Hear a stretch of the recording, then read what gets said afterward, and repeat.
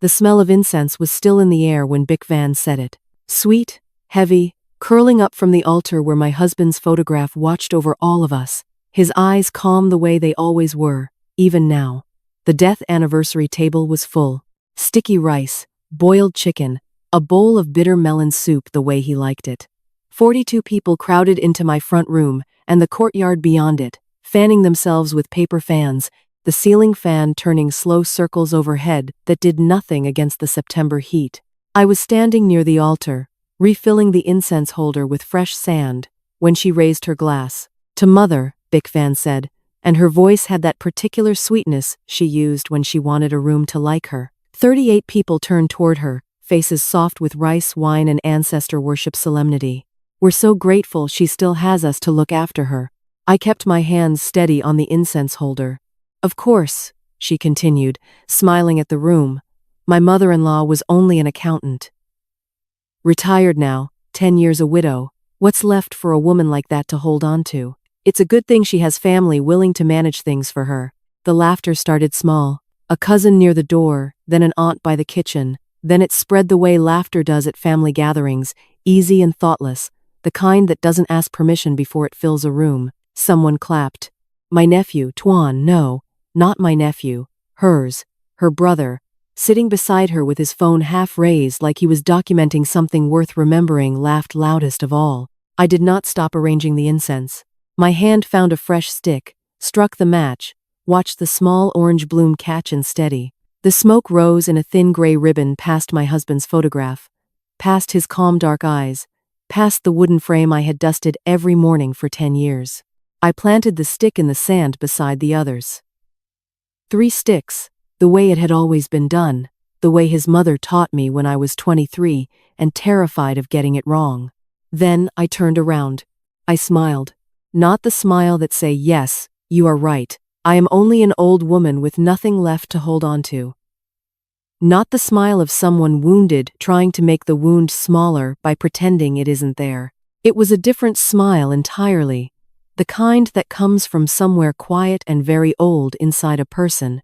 The kind that has nothing to prove to a room full of people eating food I paid for at a table set with dishes I had washed myself that morning before the sun was even fully up. Betrayal's smile faltered for half a second. Just half a second. She covered it quickly, raised her glass higher, called for someone to pour more wine. I said nothing. The room moved on the way rooms do, the conversation finding new shapes. Someone telling a story about the rainy season floods, someone else complaining about gas prices, the laughter folding itself back into the ordinary noise of a family gathering. Only my son's eyes found mine across the room, and in them I saw something I recognized from his childhood.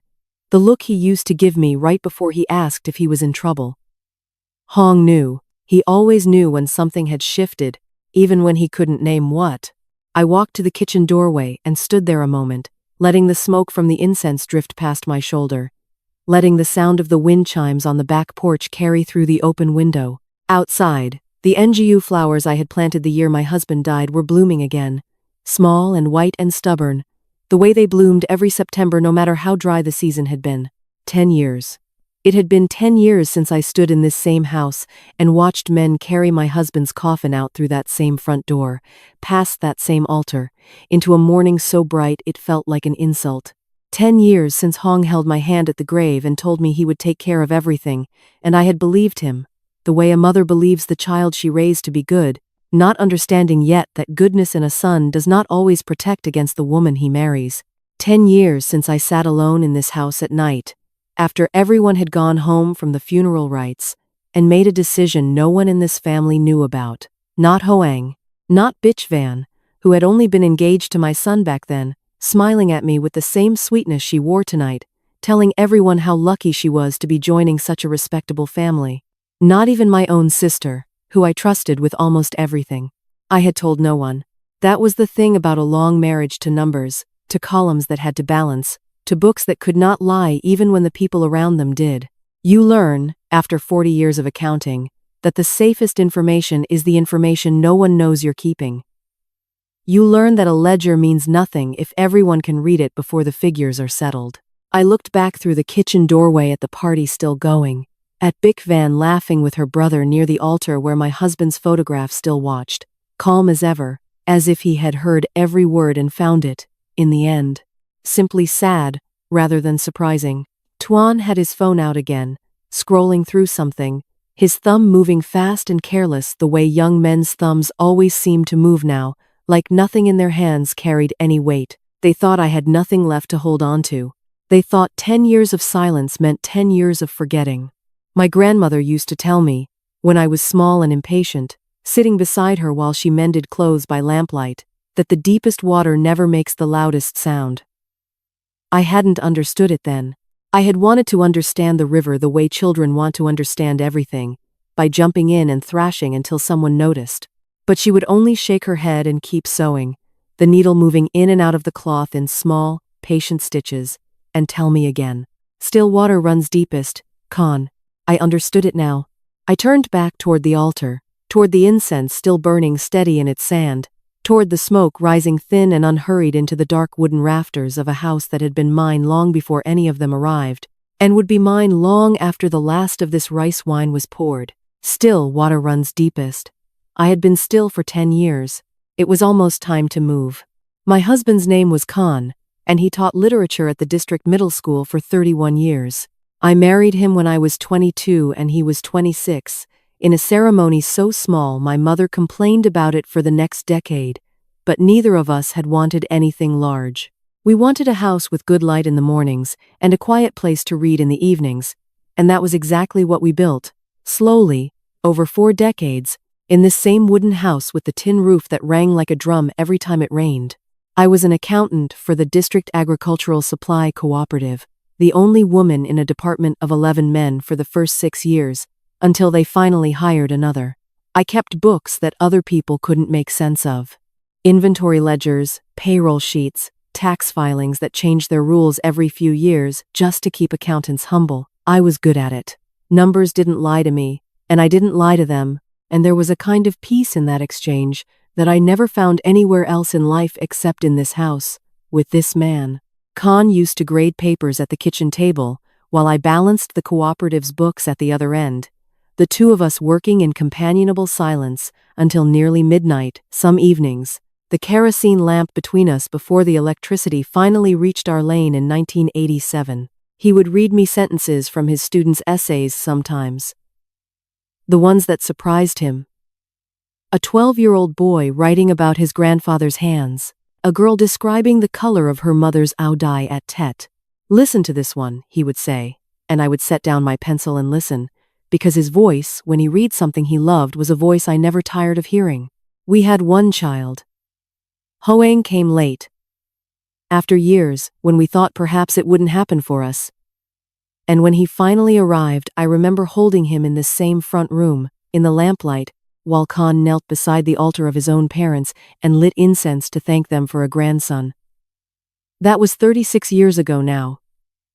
The altar has held different photographs since then. His parents first, then mine, and 10 years ago, Khan's own face joined them, calm and steady in the frame, watching over a house he built with his own hands, and a wife who never stopped loving the sound of his voice, reading sentences aloud in lamplight.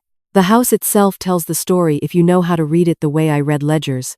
The wooden beams Khan's father cut from his own land before the war. The kitchen Khan expanded himself in 1991. The year the cooperative gave me a small bonus, and we used it for cement and timber instead of anything for ourselves. The mango tree in the courtyard that he planted the week Hoang was born, now taller than the roofline, dropping fruit every June that I still can't bring myself to waste, even alone. When Hoang was young, this was a loud house. Friends in and out, badminton games in the courtyard, until the light failed. Khan's former students stopping by on Tet to pay respects the way good students do, bringing fruit and tea and stories about their lives. Khan kept every letter any of them ever sent him. I found the box after he died, 200 letters at least, spanning 30 years, and I read every single one before I let myself cry, because I wanted to understand the full shape of the man I had married before I let myself feel the size of losing him.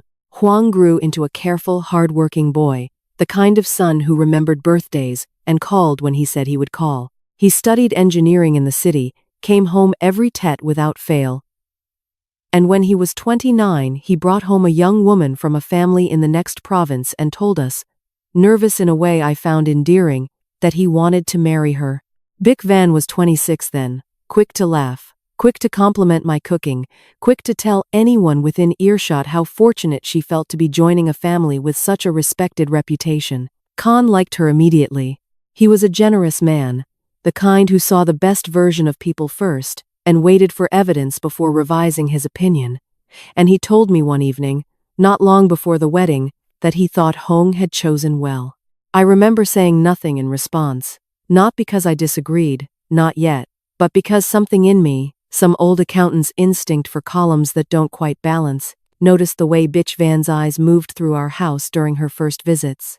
Not at the photographs on the altar, not at the mango tree Con had planted with his own hands. At the landlines on the old deed map Con kept framed near the back door, a habit from his own father, who had survived enough upheaval in his life to want the boundaries of what was his recorded somewhere permanent. She studied that map longer than she studied anything else in the house, and when she noticed me watching her, she smiled and said something about how interesting old maps were, how much history a piece of land could hold. I told myself I was being unfair to a young woman nervous about meeting her future mother-in-law. I told myself that everyone studies a new house carefully on their first visits, the way I had once studied Con's family home before our own wedding, trying to understand the shape of the life I was marrying into. I told Con nothing of what I'd noticed, because there was nothing yet to tell, only the faint unease of an instinct with no evidence behind it. The wedding was beautiful. Bic Van wore red and gold, and her family brought enough betel and areca to fill 3 tables, and Con gave a small speech about Hoang as a boy that made even Bic Van's stern-faced father wipe his eyes. I remember standing beside Con at the end of the ceremony, watching our son lead his new wife through the courtyard under the mango tree, the late afternoon light gold and soft through the leaves, and feeling, for one unguarded moment, simply happy. Whatever quiet doubt I carried, I set it aside that day, the way you set aside a column that doesn't quite balance, telling yourself you'll return to check the figures later, when there's time. Con died 8 months after the wedding. A heart that gave out one ordinary Tuesday morning while he was grading papers at this same kitchen table, the pencil still in his hand when I found him, a half-finished sentence circled in red ink on the page in front of him. I have never told anyone, not even Hoang, what that sentence said. Some things belong only to the person who finds them. In the chaos of the funeral, the rites, the 49 days of mourning that followed, I did not think once about an old deed map or the way a young bride's eyes had lingered on it months before. There was too much grief to make room for suspicion. Bic Van was attentive during those weeks, bringing food, sitting beside me at the altar in the evenings, and I remember thinking, with something like relief, that perhaps I had misjudged her after all. It would be almost a year before I understood how wrong that relief had been. The bank statement came on a Thursday in October, 11 months after Con's funeral, addressed to me but delivered, by some clerical mistake, to the wrong mailbox 3 houses down. My neighbor Ko Sao brought it over herself, apologizing, saying the postman must have been new, must have confused the numbers on the lane. I almost didn't open it that evening. I almost set it on the kitchen table to deal with another day, tired from a long afternoon at the temple, my knees aching the way they always ached now when the weather turned. But 40 years of reading other people's numbers had given me a habit I couldn't break, and so I sat down at the same kitchen table where Con used to grade his papers, turned on the lamp, and opened the envelope. It was not addressed to me at all. It was a notice from the District Land Registry Office, confirming receipt of an application, listing the parcel number that had belonged to this house, and the half-hectare of garden land behind it since Con's father first registered it decades ago. The applicant's name printed at the bottom was Hong's. The co-applicant's name beneath it was Bitch Van's. I read it 3 times before the words settled into something I could understand.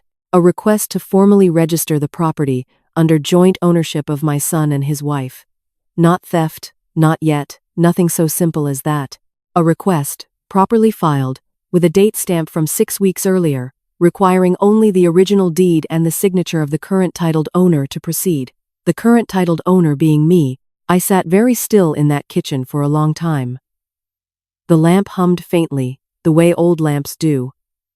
and somewhere outside a dog barked twice and went quiet. I thought of all the ways this could be innocent. Young families did this sometimes. Prepared paperwork in advance, intending nothing more than convenience for a future that hadn't arrived yet. Huang might know nothing about it. Bic Van might have filed it herself, eager and presumptuous in the way young wives sometimes were, certain that what belonged to the family would naturally belong to her in time. I wanted to believe that. I sat with the want of it the way you sit with a wish you know is already failing, watching it fray at the edges even as you hold it. The following week, I called Hoang on the telephone, careful in my questions the way I had learned to be careful with numbers that didn't balance, asking around the edges before asking directly. He sounded tired, distracted. The particular tiredness of a man working long hours on a construction site 3 provinces away, returning to a rented room each night too exhausted to ask his wife many questions about what she did with her days. The land registry, I said. Has anyone spoken to you about filing something with them? A pause on the line, the kind that told me more than words would have. Van mentioned something, he said slowly. About organizing the paperwork, in case anything happens to you, Ma. So everything is settled and clear, so there's no trouble for the family later. She said it's just practical. And you signed something? Another pause, longer this time. She had the forms already filled out. I was tired that night. I trusted her to handle it correctly. I did not raise my voice. I have never been a woman who raises her voice. Not in 40 years of marriage. Not in 30 years of correcting other people's careless bookkeeping. Not even now, with a son's signature sitting on a government form, requesting joint ownership of land his father's father had cleared with his own hands. Hoang, I said, the deed is still mine. No one filed anything official without my signature, and no one will. Do you understand? Of course, Ma. It's nothing really, just paperwork. But it was not nothing, and some part of him must have known it, because his voice carried the particular brightness of a man trying to convince himself before he convinced anyone else. I went to the land registry office myself the following morning, the bus ride into town taking nearly an hour on roads still muddy from the last rain. The clerk who helped me was young, perhaps younger than Huang, and visibly uncomfortable, explaining that yes, the application remained on file, pending only the original deed for processing, that yes, it had been submitted with both names, and yes, technically, without my signature and the physical deed, it could not proceed. Would you like to withdraw it? He asked. I told him I would think about it. I did not tell him that I had already decided, sitting in that office with its ceiling fan turning too slowly to cut the heat, that I would do nothing visible at all, not yet. A woman who has spent her whole life reading numbers knows that the most dangerous mistake is reacting to the first irregular entry before you understand the full pattern behind it. One filed application could be carelessness, a young wife's overreach, a husband too tired to read what he was signing. It could also be the first visible line in a ledger someone had been quietly falsifying for longer than I knew. I went home and did not mention the visit to anyone. I moved through the following weeks the way I had always moved, tending the altar each morning, watering the small garden of herbs along the kitchen wall, walking to the market on Tuesdays and Fridays the way I had for 30 years. But I began watching differently. I began noticing the small things I had let pass before. The way Bitch Van, on her visits home for holidays, asked casual questions about the value of land along our lane, dressed up as idle curiosity about the neighborhood. The way her brother Tuan, a young man who sold real estate listings out of an office 2 towns over, had started appearing at family gatherings with increasing frequency. Always polite, always quick to compliment the house, always asking, in passing, whether I had ever considered what a property like this might be worth to the right buyer. I said nothing to either of them. I poured tea when tea was expected, asked after Tuan's business the way a polite mother-in-law's family might, and gave away nothing of what sat coiled and patient inside my chest. One evening in November, I took the original deed from where it had always been kept, in a lacquered box on the shelf beneath Khan's photograph, and I held it under the lamp for a long while, reading my husband's father's old handwriting on the corner notation, The boundary measurements recorded in a hand that had been dead for 30 years. I thought about the half-finished sentence Khan had been writing the morning he died, the one I had never shown anyone. I thought about still water, and how long a person could hold herself quiet before the depth underneath finally had to move. I returned the deed to its box. I did not lock it differently.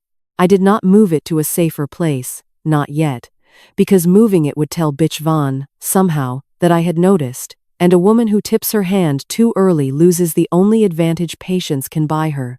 3 days later, I came home from the temple to find the lacquered box exactly where I'd left it, exactly as I'd arranged it, every object inside undisturbed, except that the box itself, I was almost certain, had been moved 2 inches to the left.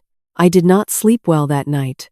I lay on my mat in the back room, listening to the wind move through the mango tree outside, the same wind that had rocked that tree since the year Hoang was born, and I kept returning, again and again, to the 2 inches the lacquered box had shifted on its shelf. It was the kind of detail that sounds foolish spoken aloud.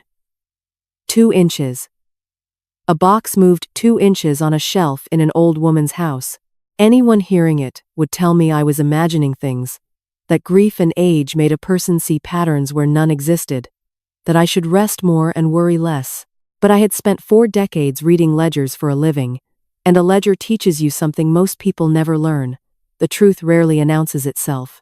It leaves small evidence, a number transposed by 1 digit, a receipt filed a day later than it should have been, a box moved 2 inches by someone who meant to put it back exactly as they found it, and nearly succeeded. The next morning, I rose before dawn the way I always did, lit incense at the altar, watched the thin gray smoke curl up past Khan's photograph in the pale early light. I told him, the way I sometimes still told him things, that I thought someone had been in the house. I did not say who. I did not yet let myself think the name all the way through, the way you don't touch a wound before you're ready to look at it directly. I spent that day watching the house the way I had once watched a set of cooperative books that wouldn't balance, going through every room slowly, touching things, remembering exactly where I had left them. The kitchen drawer where I kept old receipts and tax papers, undisturbed. The wardrobe in my bedroom, undisturbed. But when I opened the small writing desk in the front room, the one Khan had used for grading papers, and where I now kept household correspondence, I found the bottom drawer slightly out of alignment, the way a drawer sits when it has been opened and closed by someone unfamiliar with its particular weight, someone who didn't know you had to lift it slightly at the back before it would slide shut flush with the others. Inside that drawer I kept old utility bills, expired ID cards, the kind of paperwork no thief would want. But I also kept, tucked beneath a folder of tax receipts from the cooperative, a manila envelope containing photocopies of the land deed, made years ago when Khan was still alive, back when he worried about fire and flood the way older men sometimes worry, wanting backup copies of anything that mattered. The envelope was there. The photocopies were there. But when I counted them, there were 4 pages instead of 5. I sat at the desk for a long while. The missing page settled into my stomach like a stone dropped into still water, sending its rings outward long after the stone itself had disappeared from sight. The missing page was the one with the boundary survey, the official measurements recorded by the district surveyor in 1968, the page that would matter most to anyone trying to understand the exact dimensions of what this land was, and was not, in the eyes of the government. I thought of Bic Van's visits over the past year.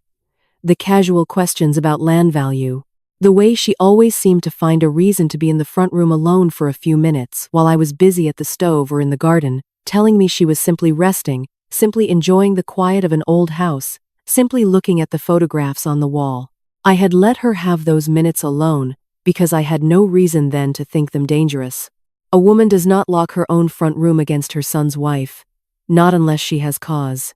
Now I had cause, though I still could not prove it, not in any way that would mean anything outside the walls of this house. I called Ko Sao that afternoon, my neighbor of 30 years, the woman who had once been one of Khan's students, a girl with quick hands and a quicker mind who had grown into a sharp-eyed widow herself, living alone 2 houses down since her own husband passed. I asked her, carefully, whether she had noticed anyone visiting my house during the week I had been away at the temple retreat in September, the week I went every year to honor the anniversary of my own mother's death. Ko Sao's face changed in a way that told me everything before she spoke a single word. I didn't want to mention it, she said slowly, sitting across from me at my kitchen table, her hands wrapped around the tea I'd poured her. I thought perhaps you knew. Bitch Van came by twice that week, once with her brother, the real estate one. They were here for almost 2 hours the second time. I assumed you'd given them a key for some errand. I had not given anyone a key. The only spare key to this house hung on a nail inside the kitchen, where it had hung for 30 years, where only family would think to look for it. Did you see what they were doing? I asked, keeping my voice as level as the surface of well water. Tuan had a folder with him. Papers. I saw them through the front window when I walked past with my shopping. He was showing something to Van, pointing at it, and she was nodding. I thought it was strange, but I told myself it wasn't my place to ask. I thanked her. I poured her more tea, and we spoke of other things for a while, the price of fish at the market, her grandson's upcoming exam, the small ordinary fabric of a life continuing around the edges of something much larger that I was only beginning to see the shape of. After she left, I sat alone at the kitchen table until the light outside turned from gold to gray to the deep blue of early evening, and I thought about a folder of papers, and a missing survey page, and a real estate agent's careful pointing finger. That night, I went to the lacquered box on the shelf beneath Khan's photograph, and lifted the lid. The original deed was still inside, exactly where it belonged, its old paper soft with age, my father-in-law's handwriting still legible in the corner notation.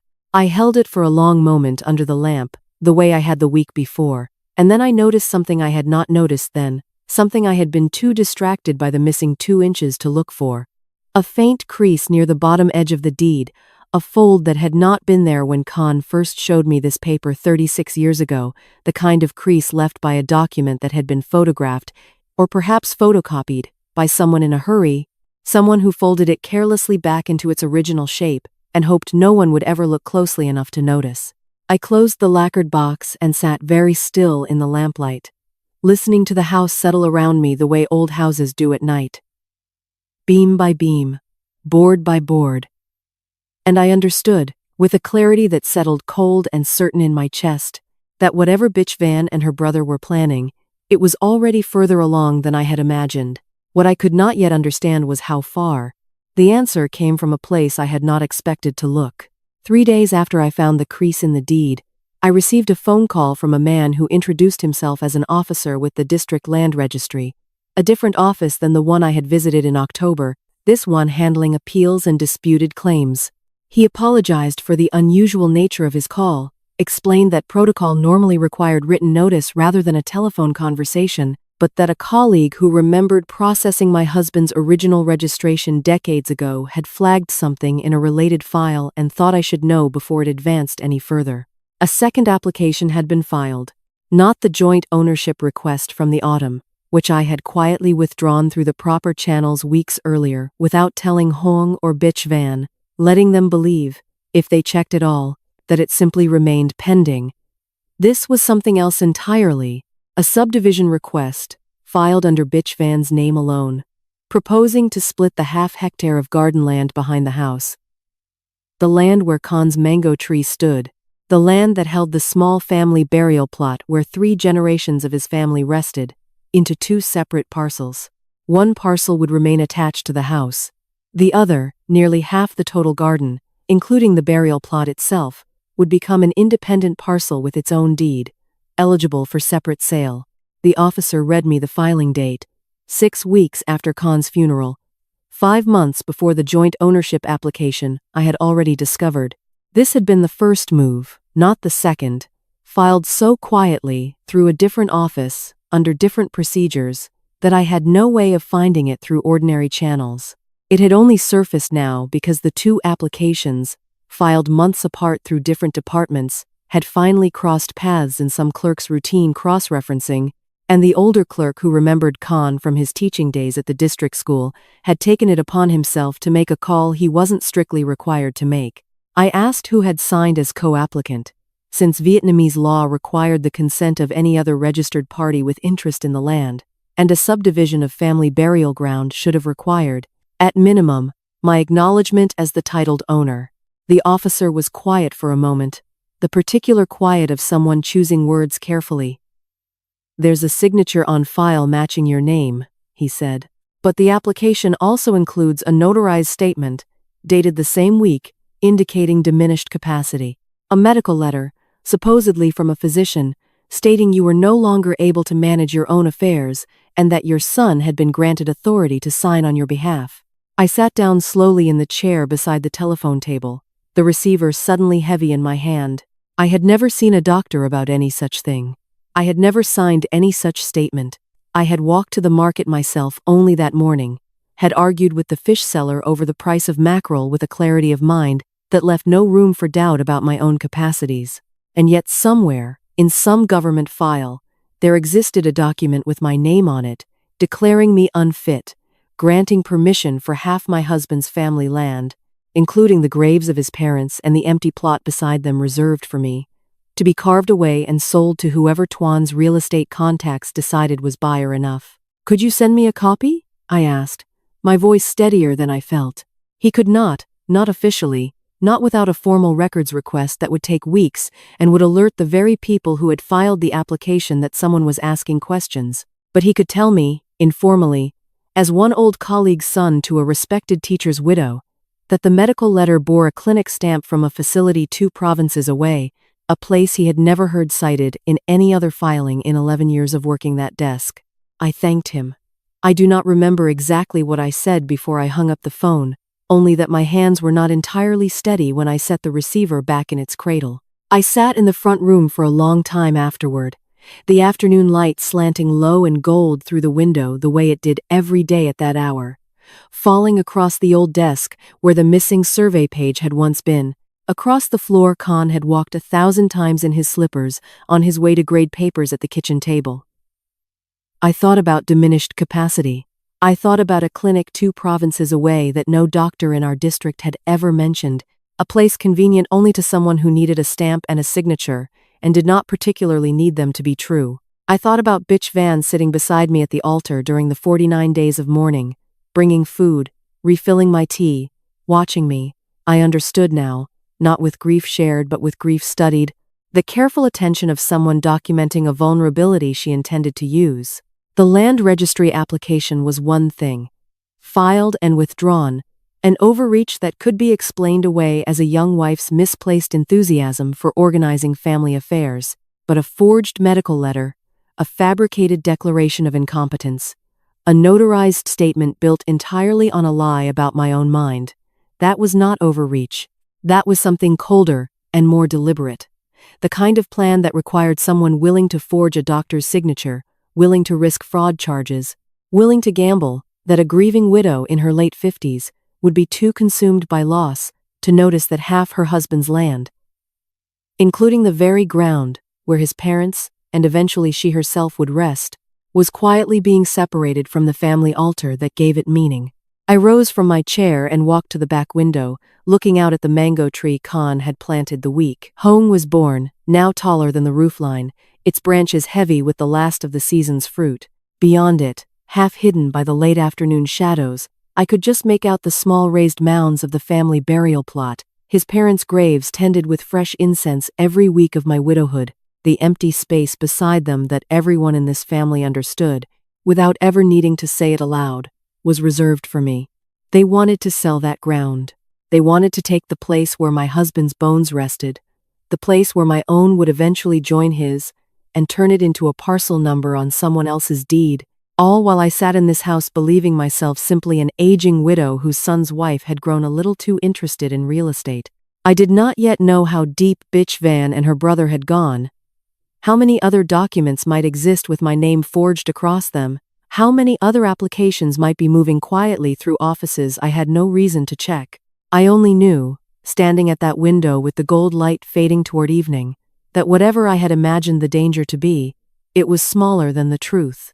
And somewhere in a file I could not yet see, my own signature was already being used against me. I did not call Hoang. I did not confront Bitch Van. I did the only thing 40 years of accounting had ever taught me to do when a ledger refused to balance. I went looking for the missing entries myself, quietly, methodically, before anyone knew I was looking at all. The next morning, I dressed carefully, the way I used to dress for the cooperative's quarterly audits, a plain blouse, my hair pinned the same as always, nothing about my appearance suggesting a woman about to spend the day chasing down forged paperwork. I took the early bus into town and walked first to the small district health clinic where I had been treated for 30 years, where the same nurse had taken my blood pressure every spring since before Hoang was born. I need to ask an unusual favor, I told Kong Nga, the head nurse, a woman close to my own age who had buried her own husband 2 years before Khan died. I explained, in careful, measured words, that I had reason to believe a medical letter had been issued somewhere in my name, declaring me unfit to manage my own affairs, and that I needed to confirm, for my own peace of mind, that no such letter had originated from this clinic. Ko-Na did not ask why a respectable widow would suspect such a thing. She simply pulled my file, the thick folder that had recorded every visit I'd made for 3 decades, and confirmed what I already knew: no capacity evaluation, no referral, nothing in my chart in the past 2 years beyond a routine check for my blood pressure and the arthritis medication I took each winter. If anyone calls asking to verify a letter under your name, she said, closing the folder, I'll know to tell them it never came from here. I thanked her, and as I left, she added one more thing, almost as an afterthought, that the clinic 2 provinces away the registry officer had mentioned was not entirely unknown to her. A small private practice, she'd heard, that had been investigated twice in the past 5 years for issuing documents to people who'd never set foot inside it. Nothing had ever been proven. The doctor who ran it had connections, she said. The kind of connections that made provincial investigators move carefully and slowly, if they moved at all. I filed that information away the way I used to file a discrepancy in the cooperative's books, not reacting yet, simply recording it for the larger pattern I was beginning to see. From the clinic, I went to see Luat Suduk. He had been Khan's closest friend since their years together at the teachers' college, the 2 of them young men once, sharing a single bicycle between them for an entire semester, and when Duke later trained as a lawyer instead of staying in education, the friendship had only deepened rather than faded. He had handled the paperwork after Khan's death, the small estate matters that needed a lawyer's signature, and he had asked me more than once, in those early months of grief, whether I wanted to formalize anything further, draft a proper will, protect the house, and land in writing the way. An old friend, who understood both law and loss, might gently suggest. I had told him then that there was no urgency. Hong was a good son. I had not yet learned to doubt that the goodness of a son could be undone by the woman he chose to marry. Now I sat across from Duke in his small office above the pharmacy on the main road, the ceiling fan turning overhead, and I told him everything. The withdrawn joint ownership application, the missing survey page and the crease in the deed, the subdivision request targeting the burial plot, the forged medical letter and the clinic 2 provinces away with its history of issuing documents to people who had never visited. Duke listened without interrupting, the way he always had, his pen moving steadily across a yellow legal pad, and when I finished, he sat back and was quiet for a long moment. You understand what this means, he said finally. If even part of what you've described is true, this isn't carelessness. This is fraud, deliberate and sustained. And whoever is behind it has been building towards something for longer than you think. I know, I said. Do you want to confront them? File a complaint with the district authorities? I can help you do either. I thought of my grandmother again, the way she used to mend clothes by lamplight while I sat impatient beside her, the way she'd told me once, when I'd wanted to chase down a neighbor's child who'd stolen fruit from our tree, that a wise farmer does not flood the field before the rice is ready to drown the weeds along with it. You wait. You let the water rise on its own time, and when it rises, it takes only what needs taking. Not yet, I told Duke. If I confront them now, with what I have, they'll simply deny it, destroy whatever evidence remains, and find a quieter way to finish what they started. I need everything. Every document, every signature, every clinic record, before I move. Duke nodded slowly, the way a man nods when he recognizes patience as a kind of strength rather than weakness. Then, let me help you build it properly, he said. I have a contact in the provincial notary office.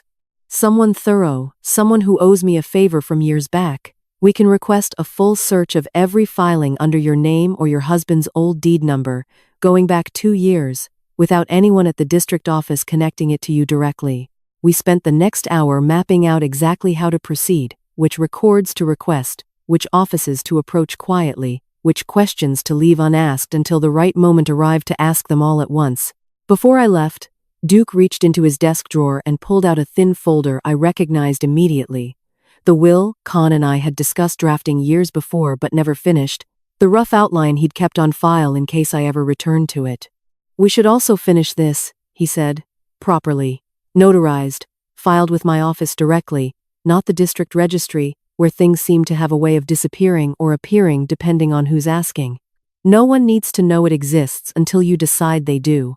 I looked at that folder for a long moment, thinking of the lacquered box on the shelf beneath Khan's photograph, thinking of how easily a deed could be photographed, a page removed, a signature forged by someone patient enough and bold enough to try it. Yes, I said, let's finish it. And Duke, I want it filed only with you. Not the district office. Not anywhere my son's wife could find a record of its existence. He understood immediately, the careful understanding of an old friend who had buried enough secrets of his own to recognize the shape of a woman protecting something precious from people who had already shown her exactly what they were capable of. I left his office that afternoon with the beginning of a plan. The rice not yet ready, the water only beginning its slow and patient rise. But as I walked toward the bus stop, my phone buzzed in my pocket with a message from Ko Sao, my neighbor, sent only minutes earlier. Tuan's car is parked outside your house again. Bitch van is with him. They've been inside for almost 40 minutes. I was an hour's bus ride away, with no way to reach my own front door before whatever they were doing was already finished. By the time I reached my own lane, the late afternoon sun had dropped low behind the row of bamboo along the irrigation canal, and Tuan's car was gone.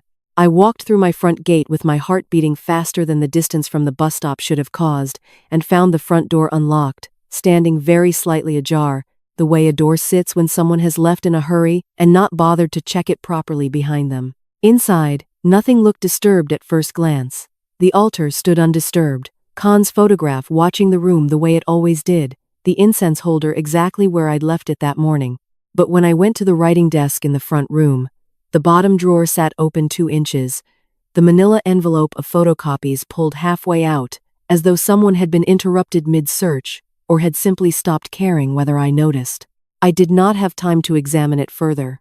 My phone rang before I'd even set down my bag, Hong's name on the screen, and when I answered, his voice carried a brightness I recognized immediately as rehearsed, the careful cheerfulness of a man delivering news he'd been coached to deliver gently.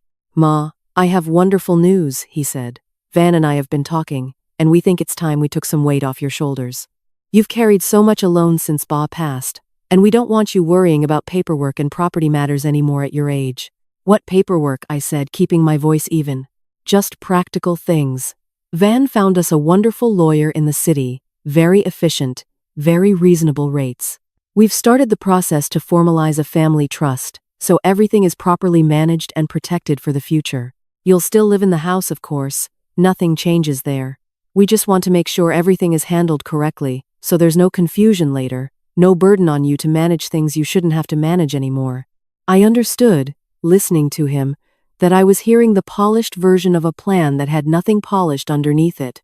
A family trust, administered, I had no doubt, by Bikshvan and her brother's chosen lawyer, requiring only my cooperative signature on a handful of documents to transfer effective control of the house and land into hands that were not mine. Send me the documents, I said.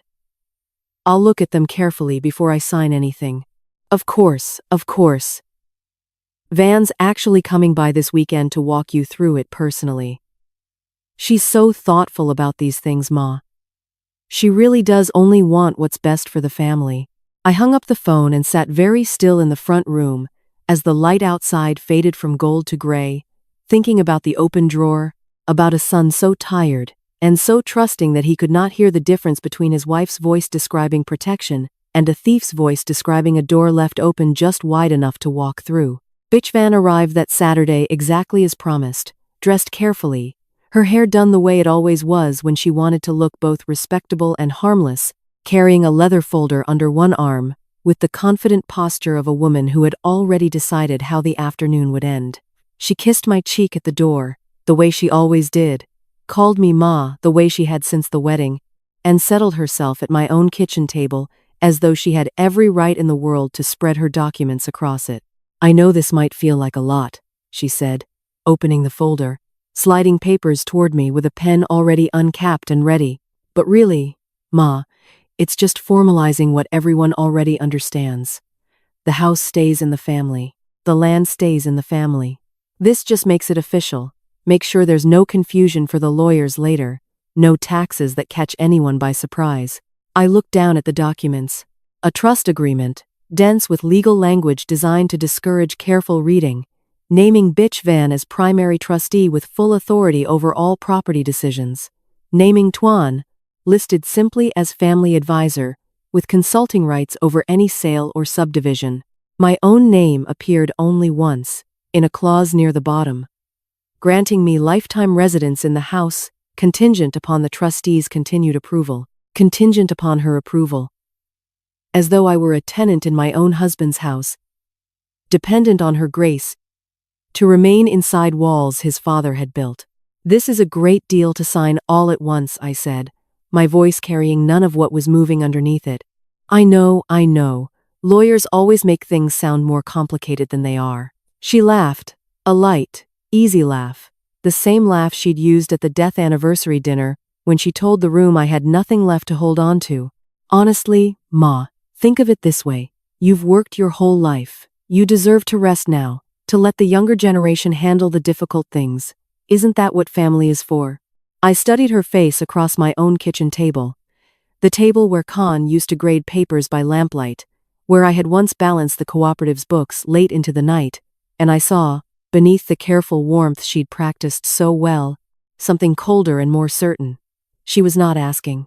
She was informing me, gently, the way you inform an obstacle of the outcome that has already been decided, and her confidence told me everything I needed to know about how sure she felt of her own position. "I'll need time to review this properly," I said. "These are significant decisions. I won't sign anything I haven't read carefully." Her smile flickered, the same half-second falter I had seen once before at the death anniversary, quickly smoothed back into patience. "Of course, Ma. Take all the time you need. Though I should mention, Hong and I were hoping to have this settled before the new tax year begins, just to avoid any complications. Maybe by the end of the month?" The end of the month. 3 weeks. Long enough, she clearly believed, for an aging widow alone in an old house to grow tired of resisting, to convince herself that signing was easier than continuing to fight a daughter-in-law who showed no signs of relenting. She left an hour later, kissing my cheek again at the door, leaving the leather folder of documents on my kitchen table, along with the pen, still uncapped, as though she expected me to pick it up the moment she was out of sight.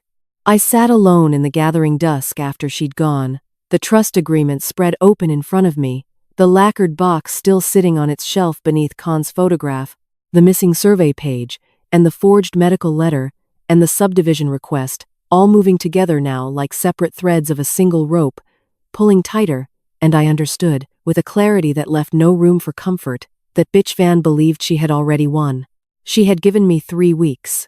3 weeks to find everything Duke and I needed, to finish what we'd only just begun, against a woman who no longer felt any need to hide what she was doing, because she was certain, completely certain, that there was nothing left in this house capable of stopping her. The call from Duke came on a Tuesday evening, 10 days after Bitch Van left her leather folder on my kitchen table, and I knew from the particular quiet in his voice, before he said a single word about what he'd found, that whatever he was about to tell me would be worse than anything I had imagined. "Can you come to my office?" he said. Not a question. "Tomorrow morning, early, before the pharmacy downstairs opens and the street gets crowded." I did not sleep that night. I lay on my mat, listening to the wind move through the mango tree, the way I had so many nights since this began. And I thought of Khan, the way I always thought of him in the hours when sleep wouldn't come, wondering what he would have made of all this, whether he would have seen it sooner than I had, whether his trust in people, more generous than mine had ever been, would have left him even more unprepared than I was now. Duke's office was dim when I arrived, the morning light still gray outside, and he had already made tea, 2 cups sitting untouched on his desk beside a folder thicker than the one Bitch Van had brought to my kitchen table. He did not offer pleasantries. He simply opened the folder and turned it toward me. "The notary contact came through," he said. "Full record search. Everything filed under your husband's old deed number over the past 2 years, including documents withdrawn or never finalized. I need you to look at this carefully, and I need you to understand I'm sorry before you see it." The first pages were familiar. The joint ownership application I'd already withdrawn, the subdivision request targeting the burial plot, the forged medical letter with its clinic stamp from 2 provinces away, exactly as the registry officer had described. I had braced myself for these. I had already carried their weight for weeks. It was the third document that stopped my breathing. A formal complaint, filed with the district social affairs office 4 months earlier, under Bitch Van's name, requesting an official welfare evaluation of an elderly relative believed to be at risk due to progressive cognitive decline and inability to safely manage household affairs. My name was listed as the subject. The complaint described, in clinical, careful language clearly drafted by someone with legal guidance, a pattern of concerning behavior: forgetting to pay utility bills, wandering confused near the market, becoming agitated and paranoid when family members tried to help with finances, accusing relatives of theft without evidence. None of it was true. I had never missed a utility payment in my life, had never once wandered confused anywhere, had never raised my voice in agitation at anyone in this family, until the moment I was sitting in this office reading lies built carefully enough to survive a government review. But beneath that complaint was something worse. A handwritten note, photocopied along with the official filing, unsigned but unmistakably in Bic Van's careful looping script, evidently meant only for her brother's eyes, and somehow swept into the file by whatever clerk had processed the original paperwork. I read it once. I made myself read it again, slower, to be certain I had understood every word correctly, because some part of me needed to be wrong about what I was seeing. The note discussed timeline. It discussed how long an elderly woman living alone, increasingly isolated, increasingly distrusted by a social affairs office that had already received 1 complaint about her mental state, might reasonably be expected to continue resisting before exhaustion, or a documented breakdown made guardianship proceedings simple to finalize. It discussed, in language so casual it made the contents harder to absorb rather than easier, how a guardianship order would resolve every remaining obstacle at once. The burial plot subdivision. The trust agreement. All of it, settled cleanly, the moment a judge declared me legally unfit to object. It mentioned Khan once, near the bottom. A single line. Almost an afterthought. Good thing the old man died when he did. He never would have agreed to any of this, and she always did whatever he told her to. I set the page down very carefully on Duke's desk, the way you set down something that might shatter if your hand is not steady enough, and I found that my hand was, in fact, perfectly steady, even as something inside my chest had gone so still and so cold that I could not, for a long moment, locate any feeling at all beneath the silence. Whatever he told her to. 36 years of marriage, reduced in a stranger's careless handwriting to obedience. 40 years of reading other people's books because I chose to, because the work brought me a satisfaction I never needed permission to feel. A lifetime of decisions I had made beside Khan, not beneath him, the 2 of us at that kitchen table late into the night, his pencil and mine moving in companionable silence, neither of us ever once believing the other smaller than themselves. She had never known him at all. She had built an entire plan on a man she'd met only a handful of times before his heart gave out over a half-graded essay, and she had decided, with the same casual confidence she brought to everything, that the version of him convenient to her plan was the only version that mattered. Duke said nothing for a long while, letting me sit with it, the steam from the untouched tea curling thin into the dim morning air between us. When he finally spoke, his voice was gentler than I had heard it in years. "The welfare complaint was never formally pursued," he said. "It seems to have stalled somewhere in the social affairs office, possibly lost in the same bureaucratic confusion that's been working in our favor without our knowing it. But the note makes the intent unambiguous. This was never about a single piece of paperwork. This was a sustained plan, built over months, designed to declare you incompetent and remove your voice from your own life entirely. I thought of Bitch Van sitting beside me during the 49 days of mourning, refilling my tea, watching me with what I had once mistaken for grief shared. I thought of her hand on mine at the death anniversary table, her sweet voice telling a room full of relatives that I had nothing left to hold on to. I thought of the empty space beside Khan in the family burial plot, the ground she had tried to carve away and sell, the ground meant to hold whatever remained of me once I no longer needed it. I did not cry in Duke's office that morning, though something in my chest ached, the particular ache of a wound finally seen clearly after weeks of only suspecting its shape. I had cried enough for one lifetime. The year Khan died, the long nights afterward reading 200 letters from his former students before I let myself feel the full size of losing him. I did not have those same tears left for Bitch Van. What I had instead was something quieter and far more dangerous, a stillness settling over me, the way still water settles after a stone has finally struck the bottom and stopped sending its rings outward, the surface calm again, but changed completely beneath. "I'm ready to finish it," I told Duke, my voice steady in a way that surprised even me. "All of it. Whatever it takes." The 3 weeks Bitch Van had given me became, in my own private accounting, something closer to a deadline I intended to meet on entirely different terms than the ones she imagined. I spent the first of those days back in Duke's office, the two of us laying out everything we had like a ledger finally reconciled after months of searching for the missing entries. The withdrawn joint ownership application, the subdivision request targeting the burial plot, with its forged medical letter, and the clinic 2 provinces away that had a history of issuing documents to people who'd never set foot inside it.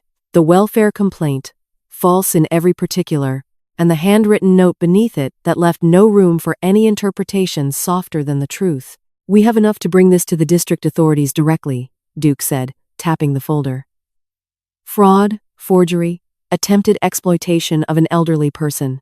This alone could end any further attempt at guardianship before it's filed." "Not yet," I said, the same answer I had given him weeks before, and I watched him study me the way he used to study Khan sometimes, trying to understand a decision that didn't show its full reasoning on the surface. I had thought carefully, in the sleepless hours since I'd read Bitch Van's note, about what kind of ending I actually wanted. A district complaint would tangle Bitch Van in months of investigation, perhaps longer. It might result in fines, in formal warnings, in a slow bureaucratic unwinding of everything she'd attempted. But it would happen in offices I had no control over, decided by officials who had never sat at my kitchen table, never understood what this land meant beyond its boundary lines and its market value. It would be slow, and it would be theirs to manage, not mine. I wanted something else.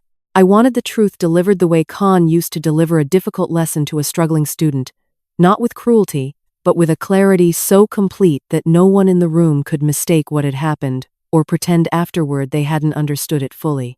"I want to finish the will first," I told Duke. "Properly, the way we discussed. Filed only with you, nothing the district registry can touch. Nothing Bitch Van's lawyer can find if they go searching for it the way they found everything else." We spent 2 full days on it. Duke was thorough in a way that matched my own habits exactly, the two of us reviewing every clause the way I used to review a column of figures, checking and rechecking until the numbers could not lie even if someone wanted them to. The house remained mine until my death, then passed to Hoang outright. No conditions, no trust, no committee of relatives standing between my son and what his father had built for him. The garden land and the burial plot were protected separately, placed under a clause that made any future subdivision contingent on unanimous consent from every living descendant, a clause specifically designed to require Hong's signature alongside any other party, ensuring no single in-law could ever again attempt what Bitch Van had already attempted twice. And I added one further provision, the one I sat with longest before deciding, the one Duke read back to me twice to be certain I understood its full weight. Any beneficiary found, through documented evidence, to have engaged in fraud, forgery, or attempted exploitation against me during my lifetime would be permanently excluded from any share of the estate, regardless of marriage or blood relation, the exclusion to take effect immediately upon presentation of such evidence to a court or appropriate authority. It was not a clause aimed at Hoang. It was aimed precisely and only at the woman he had married.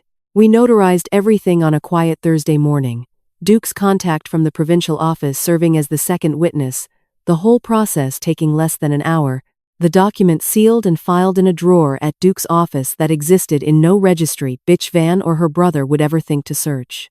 I walked home afterward with a lightness in my chest I had not felt in months, not joy exactly, but something close to it, the particular relief of a column finally balanced, after weeks of searching for where the error had crept in.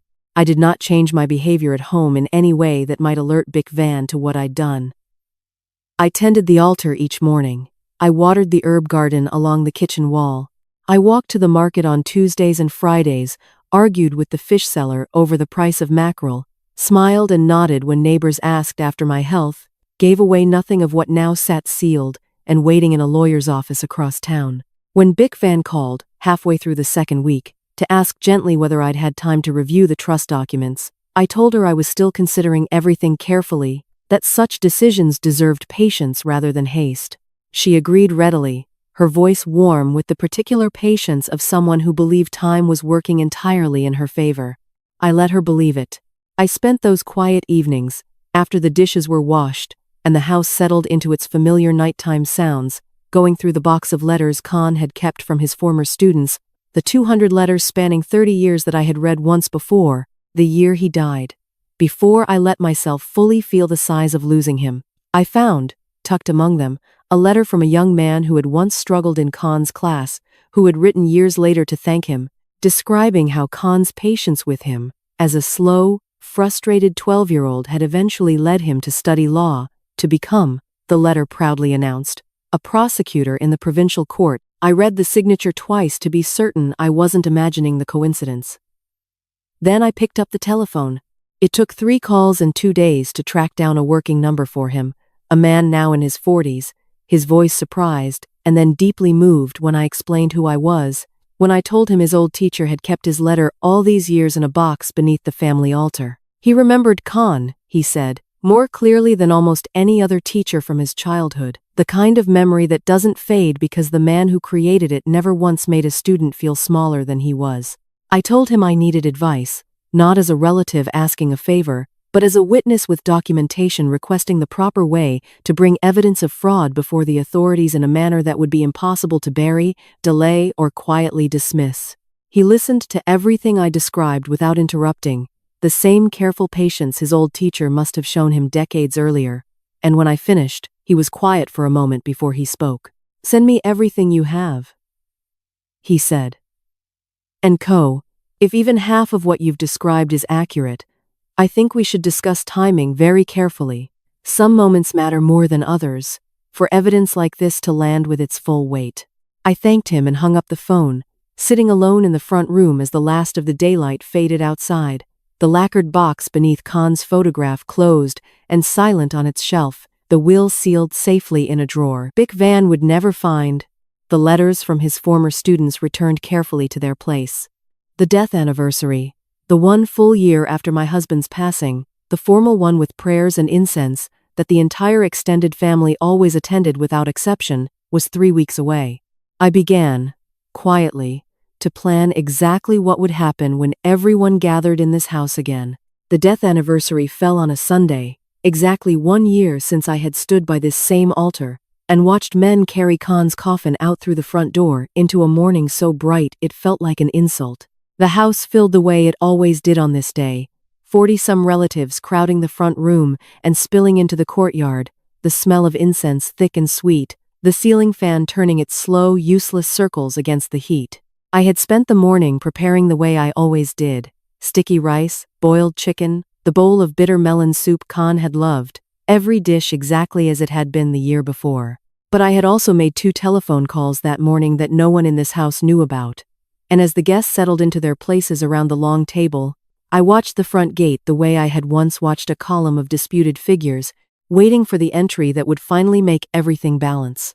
Bitch Van arrived radiant, dressed in pale blue silk, moving through the gathering with the easy confidence of a woman who had already decided how every remaining conversation in her life would resolve in her favor. She had brought the leather folder again, I noticed, tucked discreetly into a bag near the door, no doubt hoping for a quiet moment after the prayers to raise the subject of signatures one final time, certain that a year of patient pressure had finally worn me down enough to comply. We performed the rites the way we always did. I lit the incense myself, 3 sticks, the way Khan's mother had taught me, and stood before his photograph while Duke, who had been invited as an old family friend the way he always was on this day, stood quietly near the back of the room, his presence unremarkable to anyone who didn't know what folder waited in his car outside. It was after the prayers, while guests were settling around the food, that the front gate opened a final time, and the prosecutor I had spoken to by telephone 2 weeks earlier walked through it, dressed not in any official capacity but simply as a guest, a former student come to pay respects to a teacher he had never forgotten, exactly as I had arranged. Beside him walked the district land registry officer who had first called me with news of the subdivision application, also dressed plainly, also invited, in my careful planning, as nothing more than an old acquaintance attending a family gathering. No one in the room understood yet what had just walked through that gate. I waited until the meal had properly begun, until the conversation had settled into its familiar easy rhythm, before I rose from my seat near the altar and asked, in a voice that carried without needing to be raised, for everyone's attention for just a moment. The room quieted the way rooms do for an elder asking to speak. "A year ago today," I said, "my husband left this house for the last time. I have spent this year learning things about my own family I never expected to learn, and I think, before we continue, that everyone here deserves to understand the full truth of what this year has held." Bitchvan's smile did not falter immediately. It held, bright and certain, the same confidence she had worn at this same table 12 months before when she told the room I had nothing left to hold on to. I asked Duke to bring in the folder. I will not pretend I did not feel something close to satisfaction, watching her face as Duke laid the documents across the table, one by one, in front of 40-some relatives who had no idea what they were about to witness. The subdivision application targeting the family burial plot, her name listed as sole petitioner. The forged medical letter, the clinic 2 provinces away with its history of issuing false documents, the registry officer beside me confirming, in a quiet, official voice, that he had personally verified its falsity. The welfare complaint describing an elderly woman she had invented entirely, forgetting bills she had never forgotten, wandering confused through a market where she had argued sharply over fish prices only that week. And finally, the handwritten note, photocopied and laid last on the table, the one that discussed timeline, that discussed exhaustion, that mentioned, near the bottom, in her own careful looping script, that the old man had died at a convenient time, that he never would have agreed to any of this, and that I had always simply done whatever he told me to. I let the silence after that sit in the room exactly as long as it needed to. "I was an accountant for 30 years, I said, my voice steady, carrying easily now to every corner of the room. I learned, in that work, that obedience and partnership look very different to anyone who actually understood the marriage rather than imagined it from the outside. My husband and I built this house together. He never once told me what to think, and I never once needed his permission to think it. Whoever believed otherwise built an entire plan on a man they never bothered to know at all."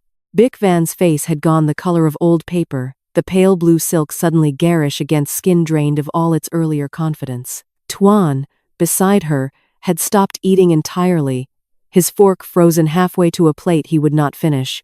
"This is a misunderstanding," she started, her voice climbing toward the brightness she always reached for when a room needed managing. "These documents, there's context that explains—" "There is no context," the prosecutor said quietly from where he stood, "that explains a forged medical letter and a fabricated welfare complaint against a woman who has never, by every account I've gathered, shown a single sign of the conditions described." The registry officer added, with the flat finality of a man citing law rather than opinion, that the subdivision application alone, given the falsified consent and the fraudulent medical documentation attached to it, constituted grounds for immediate criminal referral, regardless of whether it had ever been formally completed. I watched my son's face throughout all of this, watched the particular collapse of a man discovering, in front of his entire extended family, that the woman he had trusted to handle paperwork while he worked long hours, 3 provinces away, had been quietly attempting to have his own mother declared incompetent so she could carve apart his father's land and sell pieces of it to strangers. Hoang did not speak. He simply stared at the handwritten note on the table, reading it. I understood from his face. For the first time in his life, with his wife's true intentions laid bare in her own handwriting, unable any longer to mistake patience for the cold calculation it had always been. I thought of the words she had spoken at this same table a year before, the laughter that had filled this room, the half-second falter in her smile when I had only answered her with silence and incense smoke. I had said nothing then. I had let the water hold its stillness for a year, gathering everything beneath the surface that this moment now required. You called me an old woman with nothing left to hold on to, I said, looking directly at her now, my voice quiet but carrying to every silent corner of that crowded room. I think, perhaps, you simply never understood what I had been holding all along. What happened next happened the way I had always known it would, once the right people understood the full shape of the truth. Not with shouting, not with chaos, but with the particular devastating efficiency of facts that no longer needed me to defend them. Tuan was the first to break. He had been quiet through the prosecutor's words, through the registry officer's flat citation of statute, but when his sister turned to him in the silence that followed my last words, her eyes wide and pleading, searching for the brother who had stood beside her through every step of this plan, he did something I had not anticipated, and that I understood immediately. Sealed everything, beyond any further argument. He pulled out his phone. I have messages, he said, his voice shaking, addressed not to his sister but to the prosecutor standing near the table. If I cooperate, if I show everything, does that matter? For what happens to me? The room went very still. Bichvan's head turned toward him slowly, the betrayal already settling into her features before he had said another word, and I watched her understand, in real time, that the brother, who had pointed his careful finger at land surveys and whispered timelines in handwritten notes, was no longer interested in standing beside her once the cost of doing so became clear. He handed his phone to the prosecutor without waiting for permission, and the screen, when the prosecutor turned it toward the table for the registry officer to see, showed a string of messages stretching back nearly a year. Tuan describing the clinic 2 provinces away, and the fee required to produce a convincing medical letter. Bichvan confirming the payment, asking when it would be ready. Tuan describing, in casual, businesslike language, exactly how a welfare complaint should be worded to maximize the chance of triggering a formal evaluation. And near the bottom, dated only 6 weeks earlier, a message from Bichvan that needed no further context to devastate the room around her. She had written that once the guardianship was finalized, once I was no longer capable in the eyes of the law of objecting to anything, the subdivision could proceed immediately, the burial plot sold within the year, the proceeds split between herself and her brother before Hong, working 3 provinces away, oblivious as always, ever fully understood what portion of his inheritance had quietly disappeared. I thought, reading those words over the prosecutor's shoulder, of the bowl of bitter melon soup I had made that very morning, the way I made it every death anniversary because it was the dish Khan loved most, prepared with the same care I had given it for 36 years of marriage. I thought of the empty space beside him in the family burial plot, the ground she had planned to sell to strangers before I was even fully gone from this earth to occupy it. You said, I told her, my voice quiet in the silence that had swallowed the room, that I was only an accountant who didn't deserve to hold on to anything. I have spent 40 years making sure the numbers told the truth even when the people around them tried to make them lie. I think, in the end, that habit served me rather well. Bichvan's composure, the careful warmth she had practiced since her first visit to this house all those years ago, finally broke entirely. She turned to Hoang, reaching for his arm, her voice climbing into something raw and pleading that no longer resembled the woman who had charmed this family for a decade. I did it for us, she said. For our future. For our children someday. You have to understand, your mother has more than she'll ever need, more than she can even use. She is sitting at this table, Hoang said. And his voice, when it finally came, carried a coldness I had never once heard from my son in 36 years of raising him. She is sitting at this table, healthy, sharp, more capable than either of us, and you tried to have her declared unfit so you could sell my father's grave." The words landed in the room like a stone dropped into still water, the rings spreading outward through 40-some relatives who had arrived that morning expecting only prayers and rice and the ordinary comfort of an anniversary meal. I watched aunts and cousins exchange glances, watched the particular silence that falls over a family forced to reckon, all at once, with how thoroughly they had misjudged someone they had laughed alongside only a year before.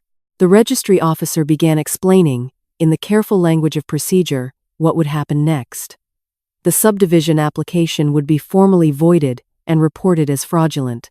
The forged medical letter would be referred to the provincial medical board, the clinic itself likely facing closure given the pattern Tuan's messages, now confirmed beyond any doubt. The welfare complaint, given the evidence of malicious intent, would not only be dismissed but would form the basis, the prosecutor added quietly, of a criminal referral for attempted fraud against an elder, a charge that carried real consequence under the law, not the kind of consequence a leather folder and a confident smile could talk its way around. Bic Van did not cry, not at first. She simply sat very still, the pale blue silk suddenly looking like a costume rather than an outfit, her eyes moving around the table at relatives who had, only an hour earlier, complimented her cooking and asked after her parents with genuine warmth. I watched her search their faces for an ally and find none, watched the particular loneliness settle over her, of a woman who had spent a year building a plan so carefully that she had forgotten to build anything else alongside it, no real affection, no real trust, nothing that could survive the moment the plan itself collapsed. Hoang stood from the table, without another word to his wife, and walked instead to where I sat, kneeling beside my chair the way he used to kneel beside me as a boy, his forehead nearly touching my shoulder. "Ma," he said, his voice breaking finally, the careful composure of a grown man dissolving into something younger and rawer. "I'm so sorry. I should have seen it. I should have asked more questions, should have protected you better than this."